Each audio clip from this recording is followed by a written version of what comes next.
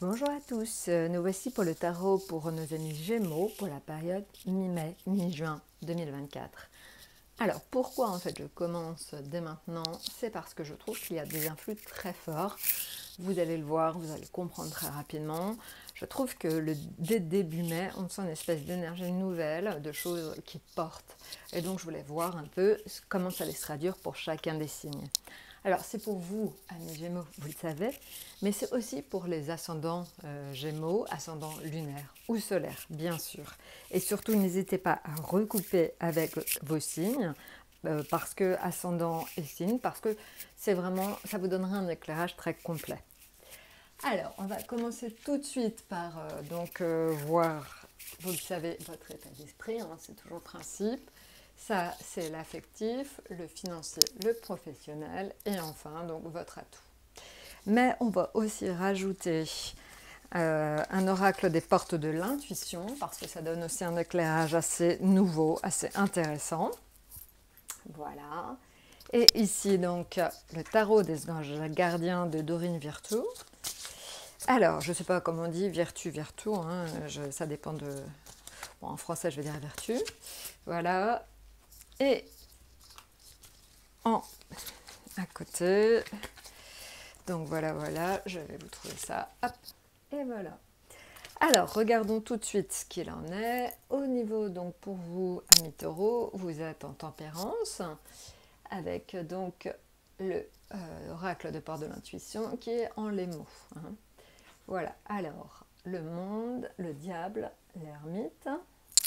Ici, donc, l'atout, l'amoureux, la reconnaissance publique et le 6 de l'émotion.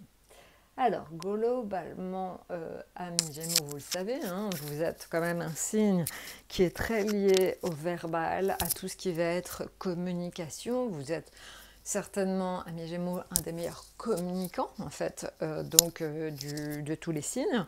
Et là, c'est vrai que ça, vraiment, c'est très fort. C'est très fort dans quel sens? Eh bien, en fait, on l'a dès le départ entre la tempérance et les mots. Le succès va dépendre d'un état d'esprit positif et de l'emploi de certains mots que vous utilisez. Donc faites attention à la façon dont vous communiquez, faites attention finalement à votre façon de vous exprimer, parce que finalement tout compte. C'est vrai que dans un succès, finalement, il n'y a pas que la posture, il n'y a pas que quelque part la façon de travailler, c'est aussi la façon dont on s'exprime. Et c'est très important parce que ça transmet ou non les messages. Et là, du coup, on voit l'état d'esprit positif et l'emploi de certains mots va vous permettre d'atteindre quelque part le succès. Alors justement, en fait, on voit au niveau affectif le monde. Alors le monde, ça peut indiquer plein de choses. Ça peut indiquer que vous rencontrez du monde. Alors ça peut être amoureux, amical. Ça peut être des coups de foudre, bien sûr. Mais c'est aussi l'indication, en fait, le monde, que finalement, on le voit un petit peu plus haut, vous allez certainement, en utilisant justement un état d'esprit positif et en communiquant, vous allez aussi rencontrer beaucoup de monde. Donc quelque part, c'est une espèce de cascade, de réaction en chaîne qui fait que vous allez discuter avec quelqu'un qui va vous ouvrir la possibilité de rencontrer quelqu'un d'autre et vous voyez comme ça, il y a une espèce de cercle vertueux qui se fait au niveau affectif. Maintenant, au niveau donc financier, le diable. Alors, le diable, prenez jamais mal, le diable est de très bon augure pour ce qui est financier et ce qui est professionnel. Donc, le diable est de bon augure, donc votre situation, elle est plutôt bonne, voire elle s'améliore. Évidemment, c'est très propre à chacun, hein, parce que la situation financière, évidemment, c'est pas parce que vous êtes du même signe que vous êtes dans la même situation financière, mais vous le voyez, finalement, le diable peut indiquer...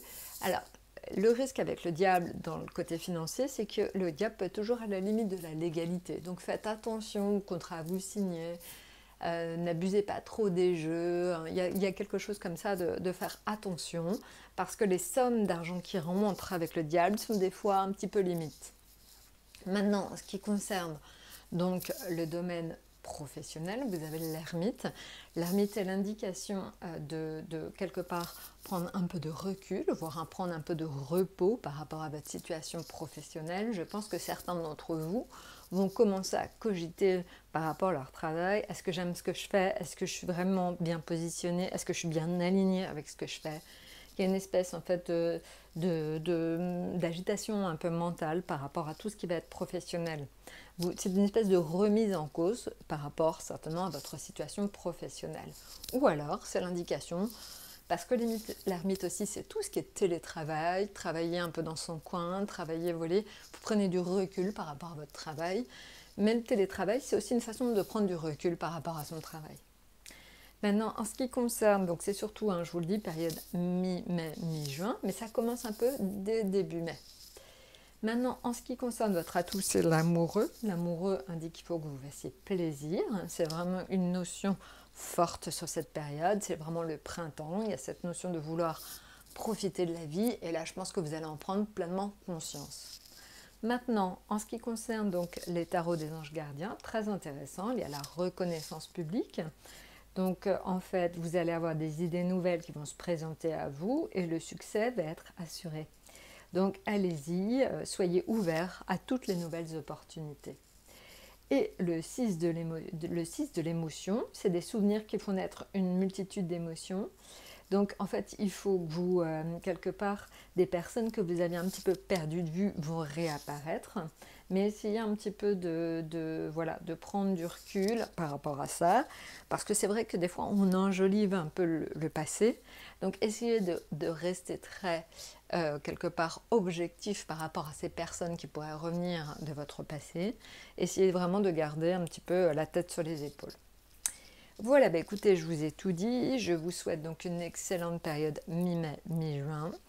Et puis donc, surtout, n'hésitez pas à liker et surtout laisser des commentaires. Ça me permettra de faire évoluer ce format. Et je vous souhaite donc une excellente période mi-mai, mi-juin. Mais encore une fois, pensez bien que tout ce que je viens de vous dire commence un petit peu dès maintenant. À très bientôt!